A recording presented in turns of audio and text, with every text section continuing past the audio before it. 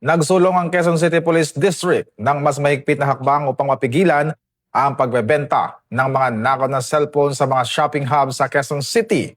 Ayon kay Police Brigadier General Randy Glenn Silvio, District Director ng Quezon City Police District, inihain kay Quezon City Mayor Josepina Joy Belmonte ang panukalang magpapatupad ng isang polisiya na mag-oobliga sa sinumang magbebenta ng second-hand na cellphone na kumuha muna ng Certificate of Police Record Verification mula sa himpilan ng pulisya na may jurisdiksyon sa kanilang lugar ng paninirahan o sa lugar kung saan isasagawa ang transaksyon. Layunin ng panukalang ito na mapalakas ang verifikasyon sa mga bentahan ng second-hand na cellphone, matukoy ang mga posibleng nakaw na gadget at mapigilan ang pagpasok ng mga ito sa merkado.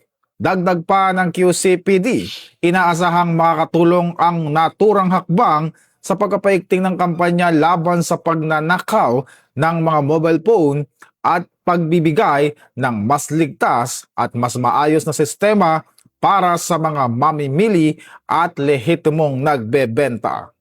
Mula po dito sa himpilan ng Pambansang Pulisya ng Pilipinas, ako po si Patrolman Adrian Dayaw, nagbabalita para sa Police News Express. Bagong PNP para sa bagong Pilipinas, serbisyong mabilis, tapat at nararamdaman.